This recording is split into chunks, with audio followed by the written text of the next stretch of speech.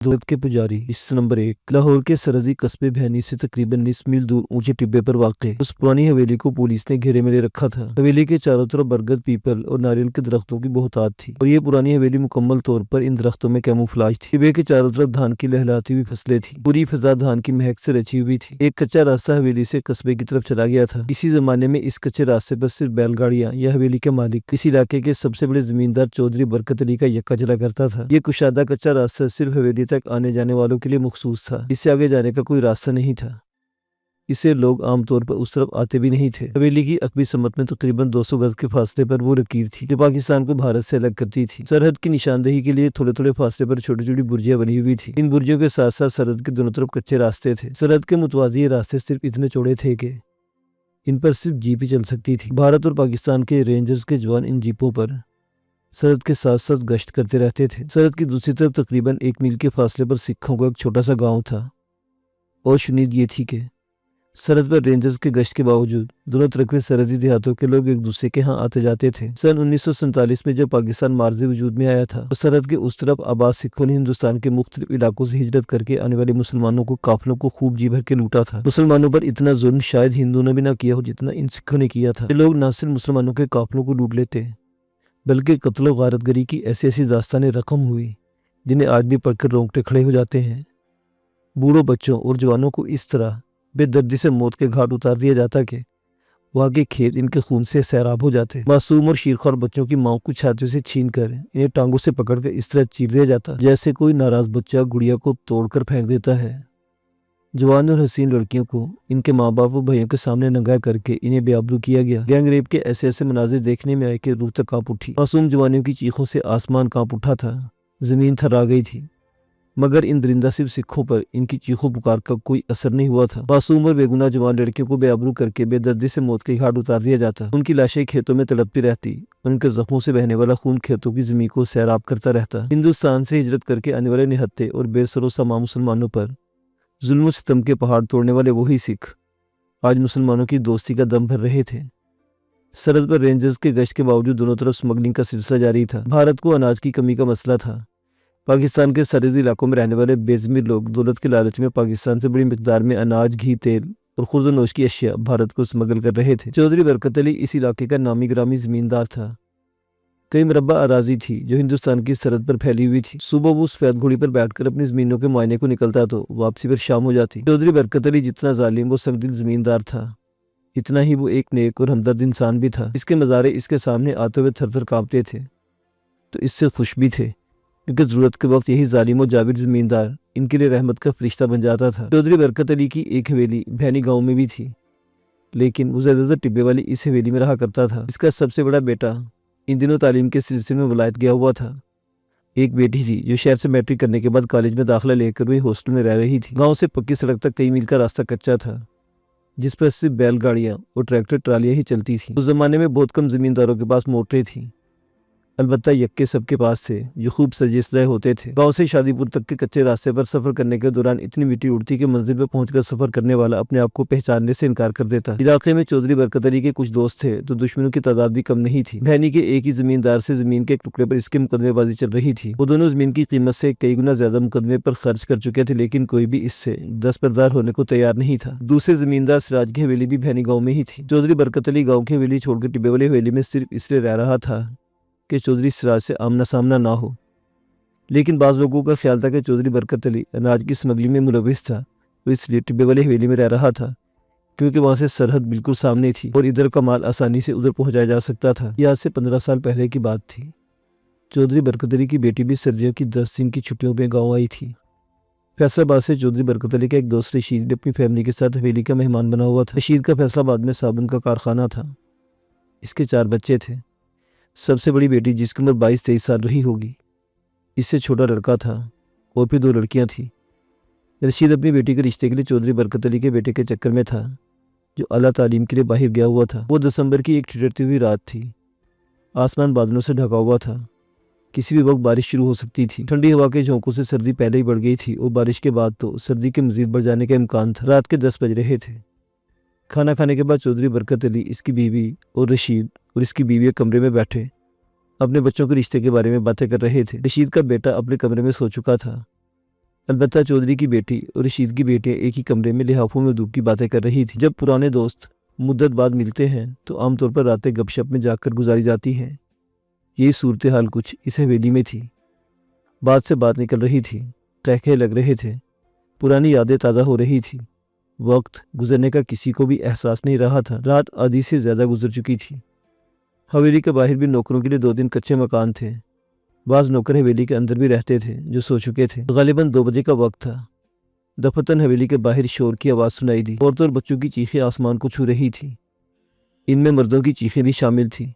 लगता था जैसे कोई दुश्मन ने हमला कर दिया हो। सन 65 की जंग में भी आधी रात को ऐसा ही शोर उठा था जब भारत की फौजों ने अचानक ही रात की तारीकी में पाकिस्तान की सरहद पर हमला कर दिया था। लेकिन ये शोर कुछ अजीब सा था। दोनों मुल्कों के तल्लुकात बड़ी हद तक मामूल पर आ चुके थे और किसी जंग का कोई इम्कान नहीं था। ये शोर कैसा है? रशीद ने सवारे निगाहों से चौधरी बरकत अली की तरफ देखा। इसके लहजे में हल्का सा खौफ था। देखता हूँ क्या बात है। मवेशी चोरों के गिरोह रात को वारदातें करते रहते हैं। हो सकता है मज़ारों ने किसी को मवेशी चोरी करते देखकर शोर मचा दिया हो। चौधरी बरकत अली कमरे से बाहर आकर नौकर को आवाज़ें देने लगा।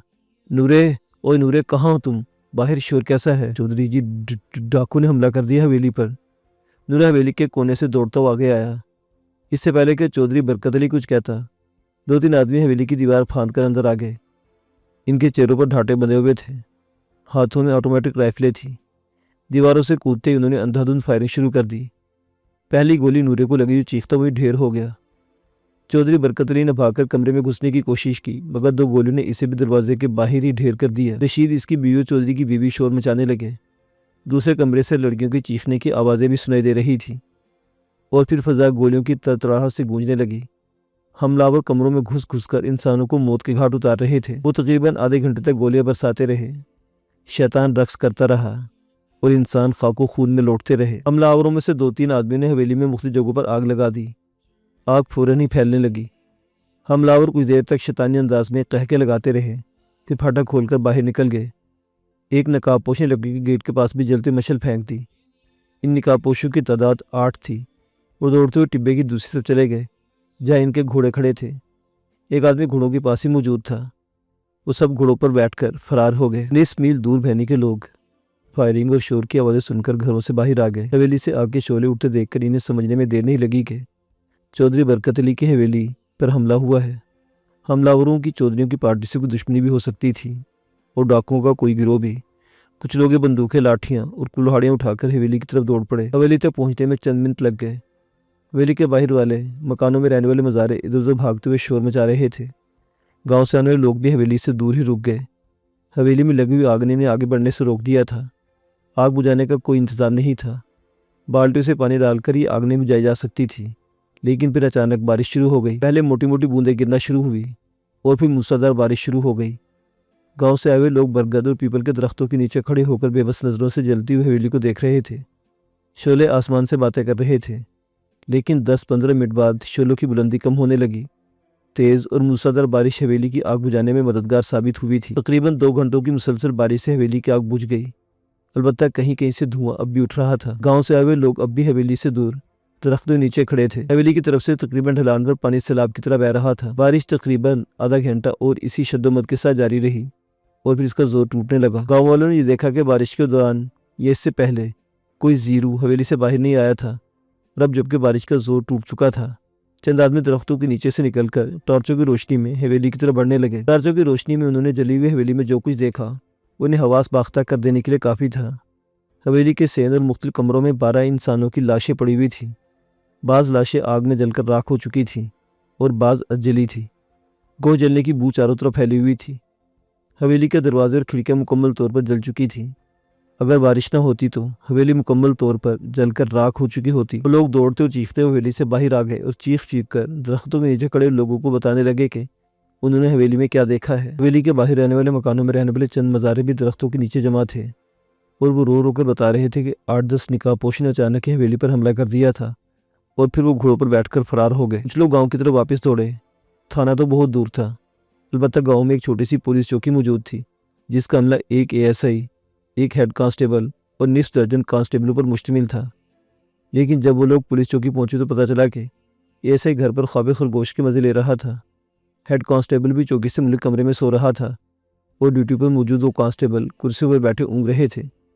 संतरी बादशाह, एक आदमी ने एक कांस्टेबल को झंझोड़ते हुए कहा, उधर चौधरी बरकत अली की हवेली में क़यामत आ गई है और तुम लोग आराम से सो रहे हो। ओए क्या हुआ? ओए कौन है? कौन कौन आ गई? कहाँ आ गई? कांस्टेबल गड़बड़ाकर उठ गया और बदहवास निगाहों से इधर उधर देखने लगा। क़यामत सूरा आ गई है चौधरी बरकत अली की हवेली में, इस शख्स ने कहा। सूरा को तो इस गांव से निकाल दिया गया था, वो दोबारा यहाँ कैसे आ गई? कांस्टेबल उठकर अपनी बेल्ट दुरुस्त करने लगा। इसने अपने दूसरे साथी को भी जगा दिया। ओए शीदे उठो, सूरा दोबारा यहाँ आ गई है, इसकी वजह से यहाँ कई लड़ाइयाँ हो चुकी हैं, इसलिए इसे गांव से निकाला गया था, वो फिर आ गई है। मैं उस सूरा की बात नहीं कर रहा संतरी बादशाह, इस शख्स ने कहा। क़यामत सूरा की बात कर रहा हूँ। चौधरी बरकत अली की हवेली में 10-12 आदमी को कत्ल करके आग लगा दी गई है। ओए मुंह अच्छा ना हो तो बात अच्छी कर लिया करो, संतरी बोला। चौधरी बरकत अली की हवेली में घुसकर कौन कत्ल कर सकता है? अच्छा चलकर तो देखो जी, थानेदार को जगाओ, वहाँ तो क़यामत मची हुई है, दूसरे शख्स ने कहा। कांस्टेबल ने दरवाजे के करीब आकर बाहर देखा। हल्की बूंदाबांदी अब भी हो रही थी और बाहर तो मींह बरस रहा है। वो बोला, आप थानेदार को जगाएं। वो शख्स बोला। आधे घंटे की बहस और तकरार के बाद थानेदार को घर से जगाकर लाया गया। इसकी उम्र 40 से कुछ ऊपर ही रही होगी। इसकी सारी ज़िंदगी पुलिस में गुजरी थी, लेकिन वो एएसआई के ओहदे से आगे नहीं बढ़ सका था। वो बड़ी मुश्किल से इन लोगों के साथ हवेली की तरफ जाने पर आमादा हो सका था।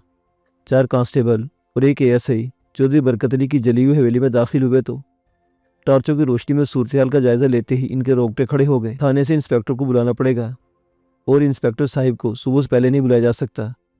इस दौरान कोई हवेली में दाखिल होने की कोशिश नहीं करेगा।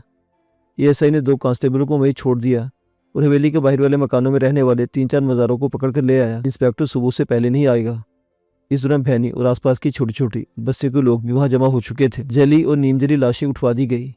चौधरी बरकत अली का कोई रिश्तेदार गाँव में नहीं था। लाहौर शहर में इसके दूसरे रिश्तेदारों को इत्तला दी गई और फिर इसके बेटे को भी लंदन में इत्तला भिजवा दी गई। चौधरी बरकत अली के रिश्तेदार यूँ तो बहुत थे, मगर सबसे करीबी अजीज एक चचाजाद भाई था जिसका ट्रांसपोर्ट का बिजनेस था। लाहौर से फैसलाबाद में इसकी बसें चलती थी। वो तो इत्तला मिलते ही रोता पीटता गाँव पहुँच गया। दूसरे रिश्तेदार भी आ गए, मगर लंदन में ज़ेर तालीम बेटा कई रोज़ बाद ही पहुँच सका था। चौधरी बरकत अली का बेटा सज्जाद माँ बाप और बहन के चलम तक गाँव में रहा, फिर तमाम ज़मीनें अपने बाप के कज़न चौधरी हमीद के हवाले करके दोबारा हुसूल तालीम के लिए लंदन वापस चला गया। 3 साल बाद वो लाहौर वापस आ गया। टिब्बे वाली हवेली जूं की तूं अधजली पड़ी थी, लेकिन इसे हवेली की मुरम्मत नहीं करवाई। गाँव वाले हवेली में रहना पसंद नहीं किया, बल्कि समनाबाद में एक कोठी खरीद ली और वहीं रहने लगा। ज़मीनों की देखभाल के लिए मैनेजर रख लिया और गाँव वाली हवेली इसे रहाइश के लिए दे दी गई। खुद कभी कभार गाँव में जाकर ज़मीनों का चक्कर लगा आता। टिब्बे वाली अधजली हवेली 15 साल से वीरान पड़ी थी और इस अरसा में खासी बदनाम हो चुकी थी। चौधरी बरकत अली, इसके घर वालों और मेहमानों के कातिल नहीं पकड़े गए थे। पुलिस ने पहले चौधरी सिराज को शुबा की बिना पर हिरासत में लिया, लेकिन चंद रोज़ बाद इसे छोड़ देना पड़ा, क्योंकि जिस रात हवेली में 12 अफराद कत्ल की वारदात हुई थी उस वक्त चौधरी सिराज सियालकोट में था। लोगों ने इस अधजली हवेली की तरफ आना जाना छोड़ दिया था। रात के वक्त हवेली में रोशनी सी चमकती नजर आती, कभी कभी चीखों और कहकों की आवाज़ें सुनाई देती थी। आम लोगों का ख्याल था कि इस हवेली में चौधरी बरकत अली, इसके अहले खाना और मेहमानों की रूहें भटकती रहती हैं, और बाज़ लोग ये समझते थे कि स्मगलरों ने इस अधजली हवेली पर कब्जा कर रखा है और जिस रात वो लोग माल लेकर हवेली में आते हैं उस रात हवेली में रोशनियाँ सी चमकती नजर आती हैं। लेकिन बाद संजीदा किस्म के लोगों को इस बात का यकीन था कि हवेली में कोई आसेब वगैरह नहीं, बल्कि सारा चक्कर स्मगलरों का चलाया हुआ है ताकि लोग इस तरफ का रुख न करें। इन दिनों एक नया थानेदार आया हुआ था। वो अक्सर गांव की चौकी के चक्कर लगाता रहता और इत्तिफाक की बात थी कि जिस रोज़ वो गांव का गश्त करके जाता उससे अगले ही रोज़ हवेली में पुरस्कार किस्म की सरगर्मियाँ दिखाई देती। इस थानेदार के बारे में भी इलाके में बहुत से किस्से मशहूर हो चुके थे। बाज़ लोगों को यकीन था कि वो स्मगलरों से मिला हुआ है। जिस रोज़ वो गाँव का गश्त करके जाता है उससे अगले ही रोज़ रात को हवेली में पुरस्कार सरगर्मियाँ दिखाई देती थी। थानेदार की आमदोरफ्त गोया स्मगलरों को इशारा होता था कि लाइन क्लियर है। वो भी सर्दियों की एक रात थी, गालिबन 2 बजे का वक्त हो रहा होगा। अधजली हवेली में पुरस्कार सरगर्मियाँ दिखाई दी थी और फिर बड़ी खामोशी से पुलिस की भारी नफरी ने हवेली को चारों तरफ से घेरे में ले लिया। पुलिस वालों की तादाद 40-50 से कम किसी भी तरह नहीं थी। पुलिस की इस पार्टी की क़यादत एक डीएसपी कर रहा था, जबकि 2 इंस्पेक्टर भी थे। पुलिस वाले दरख्तों की आड़ लिए राइफलें संभाले होशियार खड़े थे। डीएसपी ने मुख्तलिफ समतों में खड़े हुए दोनों इंस्पेक्टरों को मखसूस सिग्नल दिया। चारों तरफ से पुलिस के जवान आगे बढ़ने लगे। वो लोग राइफलें ताने बड़ी एहतियात से आगे बढ़ रहे थे और बिल आखिर वो हवेली से चंद कदम के फासले पर रुक गए। डीएसपी बरगद के एक दरख्त के नीचे उसकी आड़ में खड़ा था। दरख्त का तना इतना मोटा था कि इसके पीछे 4-6 आदमी आसानी से छुप सकते थे। लंबी लंबी जटाएं शाखों से ढकी हुई थी। डीएसपी के हाथ में मेगाफोन था। वो कुछ देर तक हवेली की तरफ देखता रहा, फिर मेगाफोन का बटन दबाकर इसे होंठों से लगाते हुए बोला, यह हवेली चारों तरफ से पुलिस के घेरे में है। अंदर जो भी लोग मौजूद हैं वो हाथ उठाकर बाहर आ जाएं। ये पहली और आखिरी वार्निंग है। मैं 5 तक गिनूंगा। अगर तुम लोग बाहर ना निकले तो हवेली पर धावा बोल दिया जाएगा। इसके साथ ही गिनती शुरू हो गई। 5 कहने के बाद भी खामोशी रही। डीएसपी ने चंद सेकंड इंतजार किया, फिर अपने मातहतों को सिग्नल दे दिया। पुलिस वाले अपनी अपनी कमीनगाहों से निकलकर हवेली की तरफ दौड़ पड़े, लेकिन वहाँ कुछ नहीं था। पुलिस वालों ने ताकतवर टॉर्चों की रोशनी में अज्जली हवेली का कोना कोना छान मारा, लेकिन वहाँ कोई नहीं था। हैरत है, डीएसपी ने अपने करीब खड़े हुए इंस्पेक्टर को देखते हुए कहा। इत्तला देने वाले ने हल्फिया तौर पर कहा था कि स्मगलर इस हवेली में मौजूद है, लेकिन यहाँ तो किसी का नामो निशान तक नहीं। हो सकता है इत्तला हमें गुमराह करने के लिए दी गई हो, इंस्पेक्टर ने कहा। क्या मतलब? डीएसपी ने से घूरा। मतलब ये कि हमें इस तरह उलझा दिया गया और स्मगलरों की पार्टी किसी और तरफ से निकल गई हो, इंस्पेक्टर ने जवाब दिया। ये बात हलक से नहीं उतरती, डीएसपी ने कहा। स्मगलिंग की रोकथाम हमारा शोबा नहीं है, इसके लिए कस्टम्स और रेंजर्स मौजूद हैं। अगर स्मगलरों को किसी गिरोह को सरहद पार करना थी तो रेंजर्स को गुमराह करने की कोशिश की जाती। हमारा काम तो इलाके में अमन व अमान कायम रखना है। इत्तला देने वाले ने मुझे ख़ास तौर पर इत्तला इसलिए दी थी कि ये हमारा इलाका है, लेकिन इत्तला गलत साबित हुई। इंस्पेक्टर इसकी बात काट दी। यह हो सकता है कि वो लोग हमारे आने से पहले यहाँ से निकल चुके हों। हो सकता है, डीएसपी ने कहा। बहरहाल जवानों को वापसी का हुक्म दो। पुलिस के जवान हुक्म मिलते ही टिब्बे से उतरकर खेतों के दरमियान उसी पगडंडी पर चलने लगे जो बल खाती वहाँ से तकरीबन 19 मील दूर सड़क तक चली गई थी। सड़क पर पुलिस के 2 ट्रक और 2 जीपें खड़ी थी। गाँव वहाँ से दाएं तरफ खासे फासले पर था। दोनों जीपें और दोनों ट्रक मुड़कर शहर की तरफ रवाना हो गए। ट्रकों में भरे हुए पुलिस वाले इस नाकाम छापे पर तब से कर रहे थे। हमारे डिप्टी साहब को नंबर बनाने का बड़ा शौक है, ये कांस्टेबल कह रहा था। हर इतना मिलते ही भाग उठते हैं, बिला वजह रात ज़ाया कर दी। दूसरा कांस्टेबल बोला, मुझे तो लगता है कि इन स्मगलरों को भी छापे की इत्तला मिल गई थी। वो लोग हमारे आने से पहले ही भाग निकले। हो सकता है वो माल लेकर सरहद पार कर गए हों। तीसरा पुलिस वाला अपने करीब बैठे साथी की तरफ देखते बोला, मेरा ख्याल है कि इलाके के थाने ही से इन्हें इत्तला मिली होगी। लानत भेजो इन सब पर, मुझे तो बड़ी जोर की नींद आ रही है, इस कांस्टेबल ने जवाब दिया। पुलिस की जीपें और ट्रक तेज रफ्तारी से शादीपुर की तरफ जा रही थी। उधर अज्जली हवेली में सूरत हाल बदल गई थी। पुलिस की मौजूदगी में वहाँ किसी जीरू का नामो निशान तक नजर नहीं आया था, लेकिन अब वहाँ जिंदगी के आसार नजर आने लगे थे। हवेली का एक कमरा जिसकी तकरीबन आधी छत गिर चुकी थी किसी की मौजूदगी का पता दे रहा था। इस कमरे के कोने में फर्श का हिस्सा इस तरह चाक होने लगा जैसे इसे नीचे से किसी तेजदार छुरी से काटा जा रहा हो। वो तकरीबन 4 मुरबा फीट का टुकड़ा था जिसमें एक तारीख खला पैदा हो गया। इस खला से पहले एक इंसानी सर बरामद हुआ और फिर एक आदमी बाहर निकल आया। इस शख्स ने मोहतादनी गाँव से इधर उधर देखा और फिर दबे कदमों चलता हुआ जले हुए दरवाजे से निकलकर बाहर आ गया। वो कुछ देर तक एक जगह रुककर कुछ सुनने की कोशिश करता रहा, फिर तेज तेज कदम उठाता हवेली से बाहर आ गया और पीपल के एक दरख्त के पीछे छुपकर 19 मील दूर गांव और सड़क की तरफ देखने लगा। ये इत्मीनान कर लेने के बाद के कुर्ब जवार में कोई मौजूद नहीं, वो तेज तेज कदम उठाता वापस उसी कमरे में आ गया और उसी खिलाफ में सीढ़ियाँ उतरता हुआ तहखाने में आ गया। इस तहखाने के बारे में किसी को मालूम नहीं था, इसका राज सिर्फ चौधरी बरकत अली को मालूम था। ये इसके एक करीबी, बहुत करीबी दोस्त माझा गुज्जर को, जो अक्सर यहाँ आया करता था। तहखाना खासा वसी और रीस था। इस वक्त तहखाने में 5 आदमी मौजूद थे। उनमें एक पैंट शर्ट में था और ऊपर से सुरमई रंग का स्वेटर पहन रखा था। इसकी उम्र 28 साल के लगभग रही होगी। वो एक सेहतमंद आदमी था। बारीक मूछन इसके चेहरे को खासा वजीह बना दिया था। वो शारिक था। बाकी चारों आदमी चेहरों ही से देहाती उजट और छटे हुए बदमाश लगते थे। इनमें से 3 ने शलवार कमीज पहन रखी थी, जबकि 14 आदमी धोती बांधे हुए था और खद्दर का कुर्ता पहने हुए था। इन चारों की बड़ी बड़ी मूछें थीं, जिनसे इनके चेहरे कुछ और भी खौफनाक हो गए थे। चले गए वो लोग, बाहर से आने वाले ने कहा। लेकिन इन्हें इत्तला कैसे मिली? दूसरे ने पूछा और मुशकूक निगाहों से बारी बारी सबकी तरफ देखने लगा। इसके अलावा कौन हो सकता है? धोती वाले ने शारिक की तरफ इशारा किया। उसका नाम मकसूद था। क्यों है बाऊ? पहले शख्स ने शारिक को घूरा। हम ये धंधा करते 15 साल हो चुके हैं। किसने इस तरह की गद्दारी नहीं की। और जिस पर हमें शुबा होता है उसे हम इस दुनिया में नहीं रहने देते। सच सच बता दो, अगर तुम बेगुनाह साबित हुए तो तुम्हें कुछ नहीं कहा जाएगा। माजे गुजर, शारिक ने इसके देखते हुए कहा, अगर मुझे मुखबिर करना होती तो मैं खुद यहाँ ना आता। हमने दुनिया देखी है। माजे गुजर ने से घूरा। मुझे 15 साल हो गए हैं ये कारोबार करते हुए। किसी को आज तक भिनक नहीं मिल सकी कि मैं यहाँ क्यों आता हूँ और क्या कारोबार करता हूँ। चौधरी बरकत अली, इस कारोबार में मेरा पार्टनर था, लेकिन वो भी आखिर में कोई डंडी मारने लगा था। मैं अनपढ़ और जाहिर ज़रूर हूँ, लेकिन कारोबार में बददियानती का कायल नहीं हूँ। मैंने इसे समझाने की बहुत कोशिश की, लेकिन वो 75 लाख रुपए की डंडी मार रहा था। मैंने उसका पत्ता ही साफ कर दिया। पुलिस को आज तक ये पता नहीं चला है कि चौधरी बरकत अली, इसके घर वालों और मेहमानों को मौत की नींद किसने सुलाया था और हवेली को आग किसने लगाई थी। वो तो हमारी शराकत का शुरू का ज़माना था और चौधरी बरकत अली ने बेईमानी शुरू कर दी थी। इस तहखाने की तैयारी पर भी मैंने बड़ा पैसा लगाया था। आग लगने से इसका मैकेनिज्म को बड़ा नुकसान पहुंचा था। बाद में मैंने चोरी छुपे इसे ठीक करवाया और चौधरी बरकत अली के बेटे को ये पट्टी पढ़ाई कि अब इसे इस मनहूस हवेली में नहीं रहना चाहिए। अब यह हवेली मुकम्मल तौर पर मेरे इस्तेमाल में है। आसपास की बस्तियों के लोग समझते कि हवेली आसिफज़दा है, इसलिए कोई इस तरफ आने की जरूरत नहीं करता और हमारा कारोबार बड़े इत्मीनान से चल रहा है। लेकिन आज पहली बार पुलिस को इस हवेली पर शुबा हुआ है और ये शुबा बिला वजह नहीं हो सकता।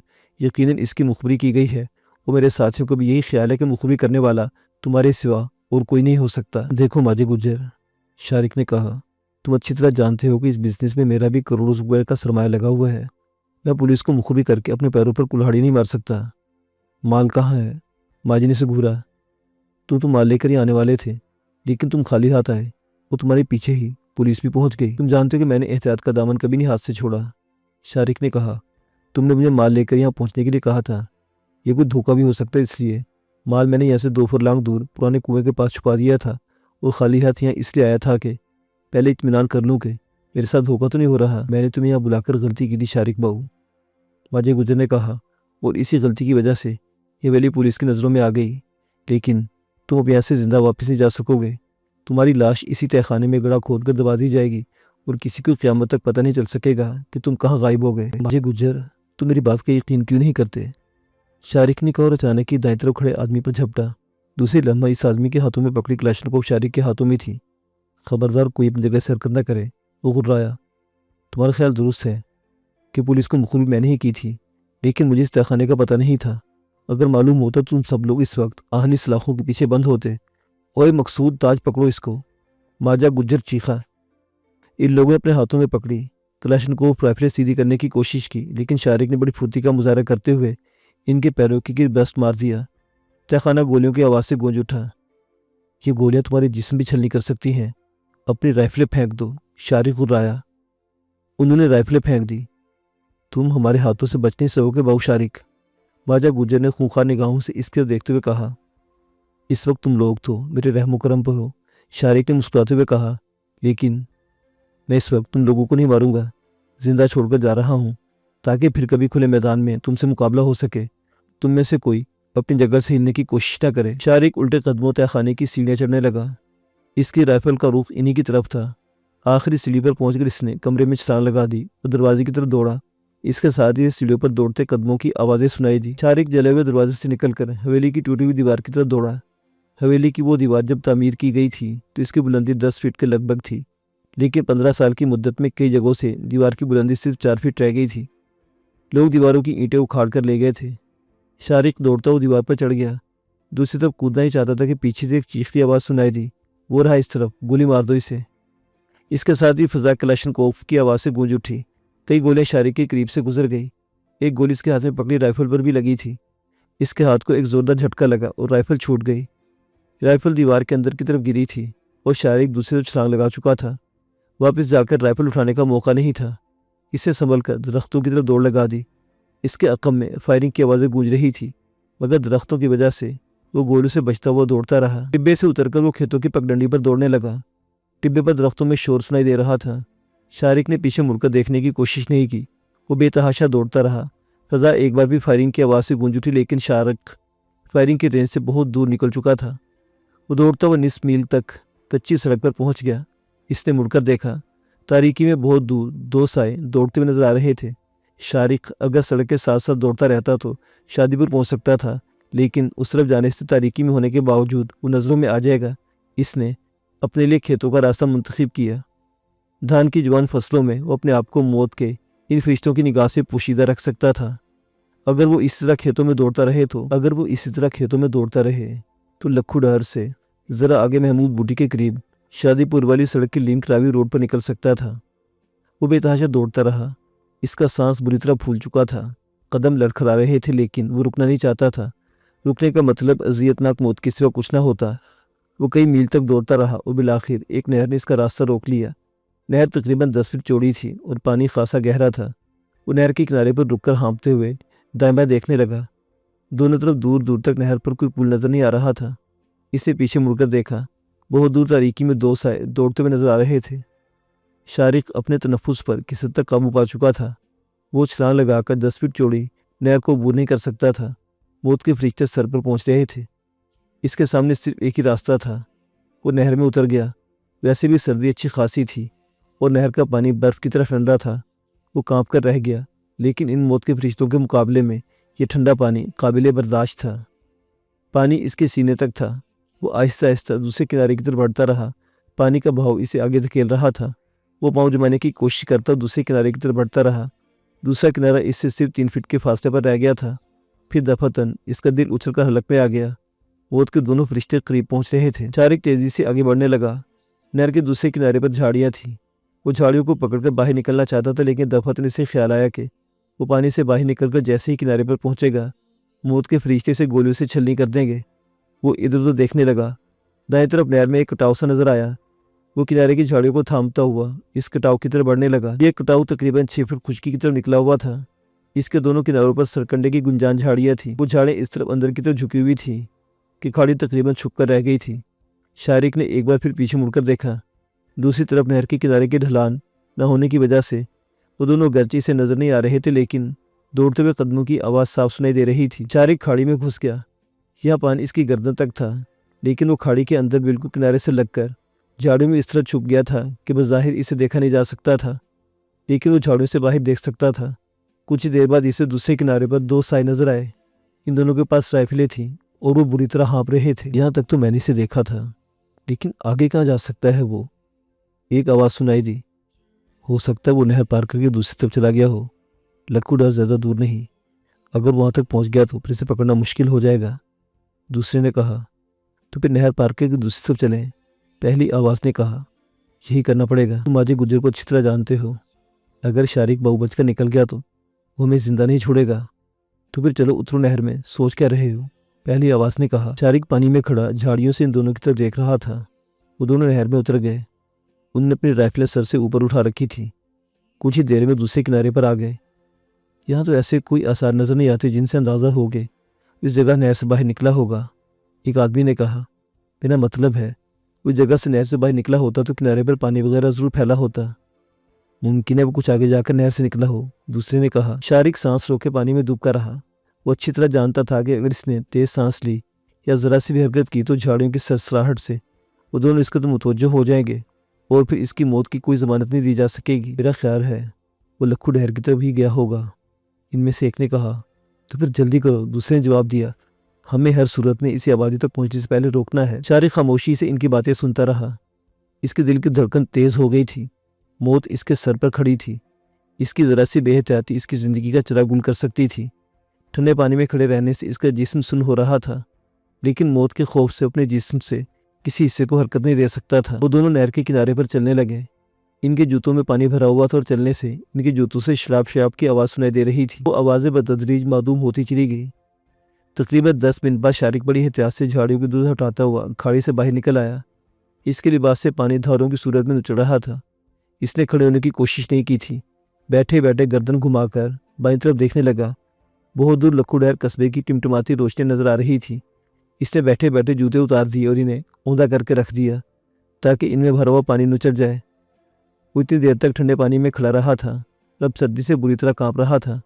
इसने कमीज उतारकर खूब अच्छी तरह निचोड़ी, फिर पतलून भी उतारकर इसे निचोड़ने लगा। पानी निचड़ जाने से हो सकता था कि हवा से कपड़े जल्दी सूख सकते थे, लेकिन कपड़े उतारने से इसकी कपकपाहट बढ़ गई और इसके दांत बजने लगे। इसने निचोड़े हुए कपड़े दोबारा पहन लिए और पानी में तर जूते पहनकर तेज तेज कदमों से खेतों के दरमियान पगडंडी पर चलने लगा। जूते भीग जाने से खासी वजनी हो गए थे और कदम उठाना मुश्किल हो रहा था, लेकिन वो चलता रहा।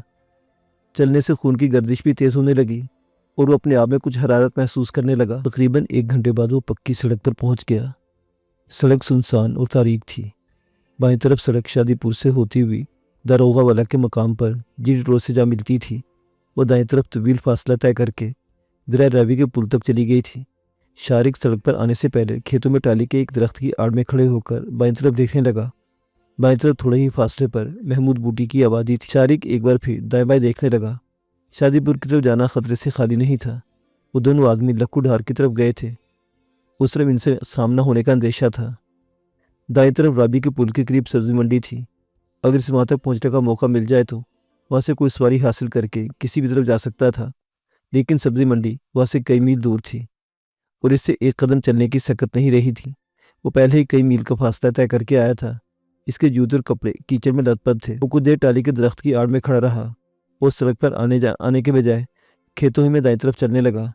अभी वो चंद ही गज आगे दूर चला था कि सड़क पर 2 आदमियों को देखकर चौंक उठा। वो दोनों सड़क की दूसरी तरफ नशेब से निकलकर अचानक ही सामने आए थे।